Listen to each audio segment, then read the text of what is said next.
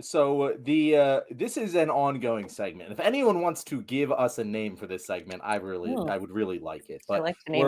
I don't know, lost in the winds, lost in the maelstrom. I don't know what it is, but we're gonna have a lot of topics constantly over the next 4 years that aren't quite getting talked about enough because something else happened. And this week, I think that is Trump threatening to destroy the Department of Education. And I think it's interesting for a couple of reasons. One being that it doesn't actually align with his goals. The Department of Education has been a big Republican bugaboo for a long time, but Trump also wants to use the Department of Education to re-educate America's youth to be more patriotic and hate trans people. I can't imagine any historical parallels to a leader doing that sort of thing. But he's trying to destroy it. And it's one of those things that's very hard to destroy because Congress has passed a lot of bills that only the Department of Education can go through. So even Donald Trump, in his executive orders, which have been terribly written from a legal perspective, even this executive order was like, hey, guys, we're going to try to start doing this, but I really want Congress to do this because I can't. So this is going to be a battle over the next 4 years. This is going to be ongoing. And in my opinion, God, we have 4 years of this. Sorry. Just the minute you said it, I'm like, it's like, aren't we done yet? Have we suffered enough? to tease our final segment today, we're doing a tier list, and I named it in my message to TJ and Natalie. It's going to be called Tier List: Trump's Wall of Shame, ranking Trump's worst moves of the first. Wait, how the fuck has it only been 2.5 weeks of this shit? That is what we're going to be talking about. But with the Department of Education, this is going to be a long battle. And to me, education is one of those no-brainers of like, hey, invest as much fucking money as you want in education. I don't care if you're wasting some of it. That's where it should fucking go. Like, let's educate the next generation because they're the ones who's going to be taking care of us when we're old. And for whatever reason, I know why conservatives hate education, but I've never really understood the argument that they are making in reality. Because I feel like that should just be so blatantly obvious to everyone. And I do think that, like, if he destroys this enough, it is one of those issues that when you fuck with someone's kids, it can rile them up a lot and, change their mind about certain things. I don't know. Natalie, I'll go to you first. Do you think that this is a fight, obviously, that we should be fighting, but that is winnable to a degree that can really hurt Trump? I think this might be one of those issues that's more of a distraction. Because to your point, there's so much that's in the Department of Education. I mean, we're talking about student loans and how we, monitor our school system. But I think at the end of the day, all of this is just coming down to tax breaks because, and how they're going to come up with the money for these tax cut for billionaires. Because what I read today, and of course, if I'm wrong, fact check this later, but I had read that the entire federal budget for K through 12 is almost as much as one corporation's like tax break.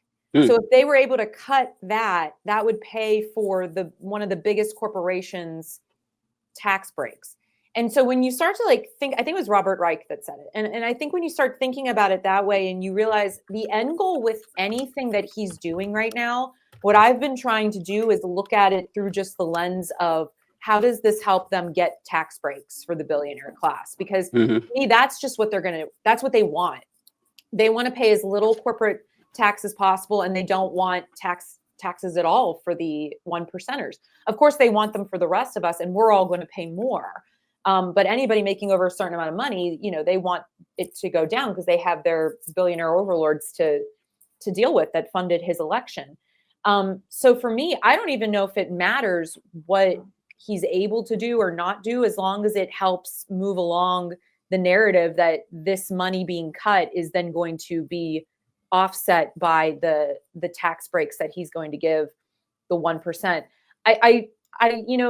You said something where I hope when you mess with people's kids, that gets them. I feel very unsure of that anymore, because I thought COVID, that messed with people's kids not having clean air in their schools. I thought things like that would really rally people. They don't want their children to be ill all of the time, but instead they turned it into this like anti-vaxxer, rally, which was wild to me. So I don't know. I could almost see them somehow turning it against themselves, which they seem to do a lot of. And that, I think, is what makes me sad, because they don't have the critical thinking to really put the pieces together, and they're just going to be passing that around and generationally. So then their kids aren't going to be able to be thinking critically about these issues. And I saw something too, to TJ's point, about where the Christian fundamentalism falls into play, where they want to start promoting education around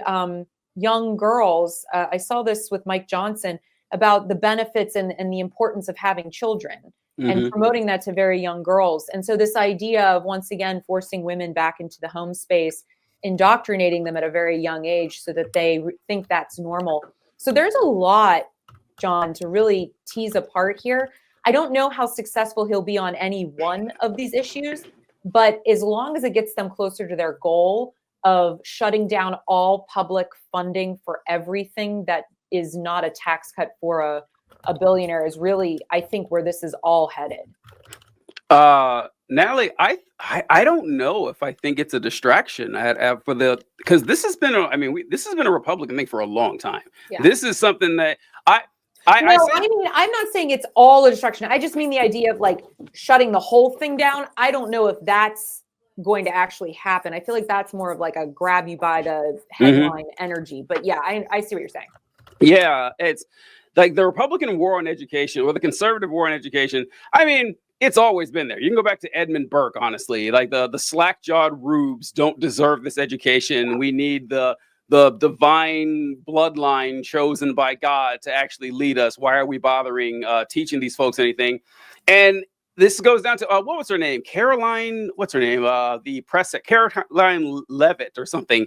This is a short clip, but this is someone asking her about Trump's threat to shut down the Department of Education. And she said something that I've heard 1,000 times from conservatives about what they believe the purpose of education is. And like I said, it's a short clip, but it speaks 1,000 words. There we go. As the mother of a child, I want an education system that helps my child read and write, teaches him math, nothing else in the classroom. And the president is wholeheartedly committed to we can make academia great again. All right. God, I can't stand her. I'm sorry. She's awful. She's awful. She's awful. She is business Barbie. That briefcase is fucking empty. There's nothing here. Yeah, she's terrible. But this is something Republicans said a long time. They think the concept of public education is woke, is Marxist indoctrination nonsense. The kids should learn to read. They say reading, writing, arithmetic. They say it all the time. The idea of teaching them science, history, poetry, critical thinking is anathema to them. And I think that it falls into place with like what the conservative movement wants, is that they want worker bees who aren't thinking too much about what's going on around them. And that goes in line with what Elon Musk wants too. So I am kind of scared of that. I think that it really does signal like sadness for our future there. And with what you guys are saying about protecting the kids, I think I'm with Nat. I think they will see it as protecting the kids. At least Republicans will. I don't know about your average American, and how they're going to feel about that. But a solid portion of the country is going to say, look what Republicans have been doing the last, I've been paying attention in maybe the last 4, maybe 6 years with rolling back child labor laws. I feel like every election, every 2 years, another state is saying, yes, let's roll back these child labor laws. We are hell bent on bringing back the Gilded Age. Down to Donald Trump bragging about how he wants to be the next William McKinley. We really want to return things back to the 1880s where, school's not all that important. The children yearn for the mines. And that's the direction we're going. So I take the threat pretty seriously about they may not be able to shut down the Department of Education. The student loans are a big thing. That they say, okay, Mhm. well, if we shut them down, then the loans go away, and the Republicans don't want to let people off the hook with those student loans, so they may hold Do on they to. go away? Because I was reading that that's not true. Oh, isn't it? Oh, all right. Well, I see. It's one of those things where I don't think anyone actually knows the Yeah, answer. and But I'm not calling you out, TJ. I honestly don't know because I read the opposite. It's like, no, that doesn't mean that they're going to go away. So Oh, I okay. would don't bet know. my bottom dollar that even if they would have gone away, somehow like Elon Musk just acquires Somehow them they back. bring them back. Yeah. Like, even if you paid yours off, they're back now. Yep. And so if they get rid of that stipulation, then there's nothing stopping them from doing it because they want to return everything to the state level. And honestly, curriculums are still decided by states. States Right. already do that. Schools would just lose a shit. The Department of Education went away. Schools would lose a shitload of funding, and especially for funding for like handicapped students or stuff like that. And it would make public schools weaker, which is what they want to do. Like they can't. Yeah. This is why they're always pushing the ideas of vouchers. They want to weaken public schools to the extent that no one trusts them. No one wants to send their kids to them. And people who can't afford to pay for private tutors will send your kid to work. We need the workers anyway. So yeah, this is it's a dark time, and it's just going to get worse. So here's the angle I think both of you are missing slightly, in that you brought up child labor laws, TJ, and you brought up COVID, Natalie. And the thing that you have to remember is that as much people do care about their kids, they care more about themselves more often than not.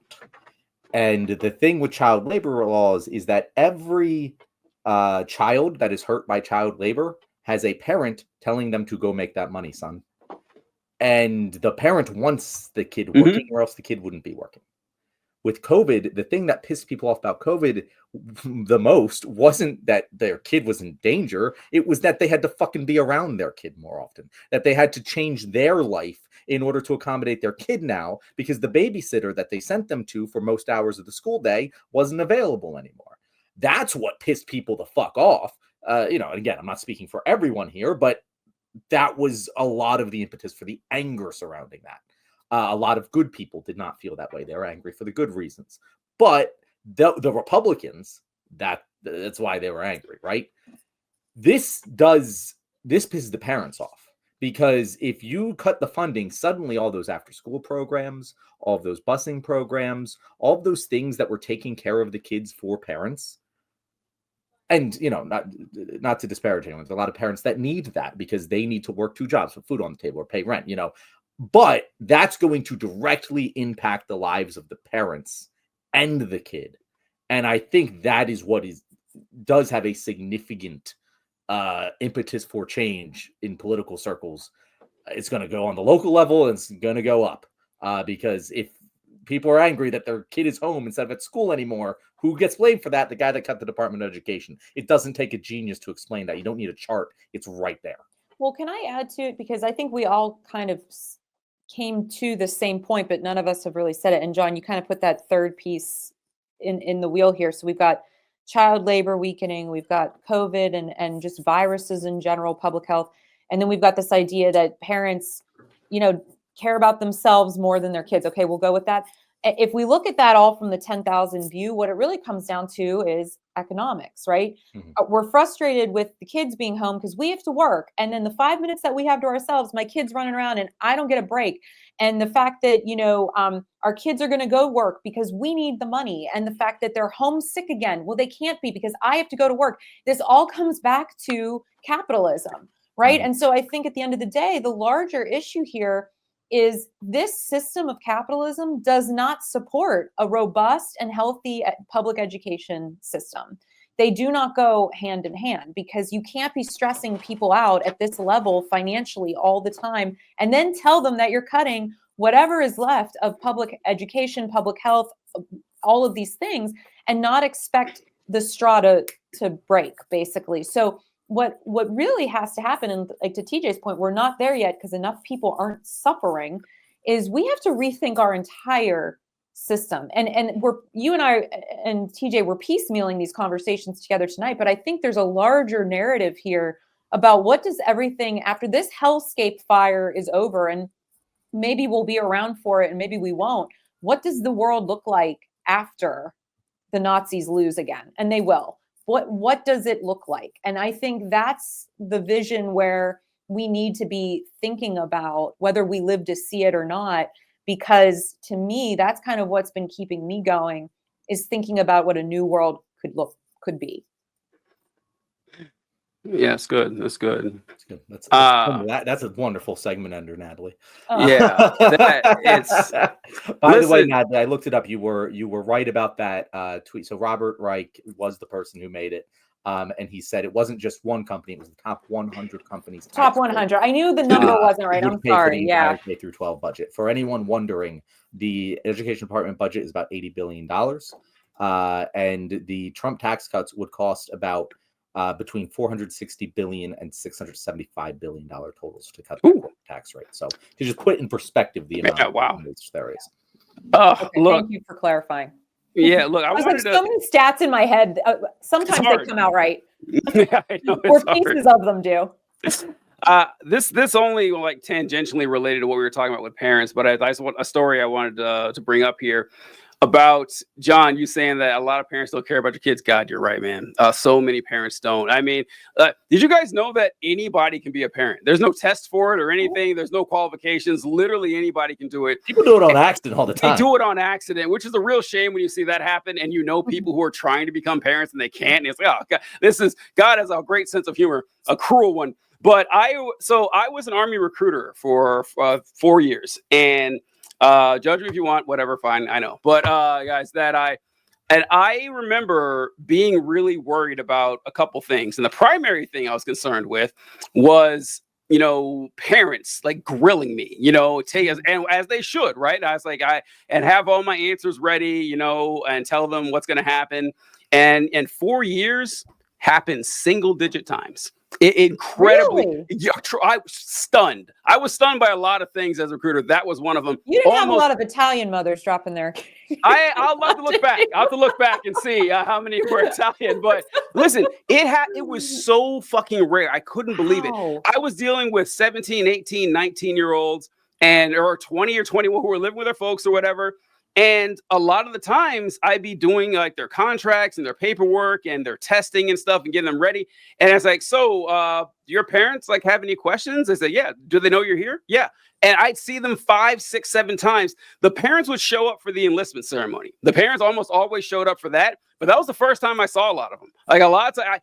And I was just thinking, man, my dad was in the Army. And if I'm at the recruiting station as a high school senior, you bet my parents would be there. And they know what they're going into. These folks have no idea what their kids are signing up for.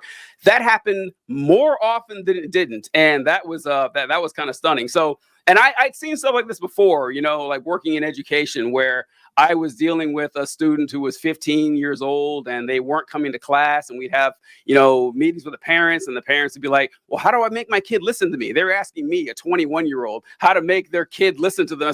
And I'd be like, in my mind, I said, well, that ship has sailed. I mean, their kids that listen to you at 16, they're not going to start tomorrow. And I certainly don't have any advice for you. A hell of a time to start caring about that, about whether or not your kid's going to listen to you or not. So yeah, a lot of folks actually don't care about their parents. It's of course, a lot of my parents were incredibly loving. Of course, there are exceptions, whatever, but it's more than you think. John is absolutely right. A lot of folks really put on the show that they care, but they actually don't. Do you think it's the demographics? And I mean this, and not in an offensive way, but just like the types of places that these recruitment centers are involved with. Do you think it's just that there's a lack of parental involvement from the beginning? So, that's a decent point, because the students who were in like college or had or maybe affluent areas, they were more likely to have their parents show up. That's true. They were, and just like John said, the parents were less busy too. Right. Yeah, it's like the thing a guy with one job is doing fine. A guy with 5 jobs, broke as hell. And so, their parents, that they may not have had the time to show up as well. That's a fair point too. And it's I don't know. It was just sad to see. It was really sad to see whenever I was thinking of the guy right now, when you mentioned, I had a kid whose dad was in the FBI. and he was a junior in high school. I know John's like, what are we doing here? But he was a junior in high school, and he wanted to join the Army so bad, like more than anything. I was like, all right, man. So I dropped his contract. He got like a 92 on the ASVAB. He could have gotten any job he wanted. And I was like, man, I can make you a satellite technician. I can get you set up. And he goes, infantry. I want to be infantry. I want to be on the ground. I want to go to Ranger school. I said, are you fucking insane? You could do anything you want. I was like, in fact, just go to the reserves and go to college. He was like, nope. And then again, that happened a lot. That happened a whole lot too. But then again, these are young men, of course, they're going to want to do that shit. But I don't know. That is our show, guys. Thank you for those of you who have watched our extra long extended edition of The Left Wing. If you enjoyed this video, whichever one you just watched, let us know what you think. If you disagreed with us, if you like the new segment format, we want to hear it all. And if you have any questions for us, definitely send them to leftwingpod@gmail.com. If you want to know where to find our wonderful guest, Natalie, how about you tell people where they can find you? They should know by now. You've been on. No. I appreciate always being on with you guys. I had so much fun as always. And you can find me on Instagram, Facebook, LinkedIn, Twitter, TikTok, all of them at Natalie Bencivenga. You can also go to my website, nataliebencivenga.com. And I just started a Substack newsletter, which has been super fun. And I think I'm up to like 80 some subscribers already, Nice. which is really cool in just a couple weeks. So if you want to check me out over there, I'm doing a Facts Over Fear newsletter, which is an extension of my web series Facts Over Fear that I do with Penn Capital Star. And yeah, I appreciate being with you guys. And you can also check me out on the radio, kdkaradio.com. Every Saturday, I'll be on this week from 2 to 5. We will make sure to follow your Substack with our new Substack as well. If you look up The Left Wing, we also posted our first Substack. So we got to do, I don't know how So Substack cool. works. We're still learning, but we'll do a joint one at some point. I like it. Thanks so much, Natalie. Folks, we do hope you appreciated our extra long extended edition of The Left Wing this episode. And if you joined us late and you want to catch John theorizing about the extra long capacity of John Fetterman's throat, be sure to check out our first segment. We'll see what we got there. Catch you guys later. All right. Good stuff. All right. Good game.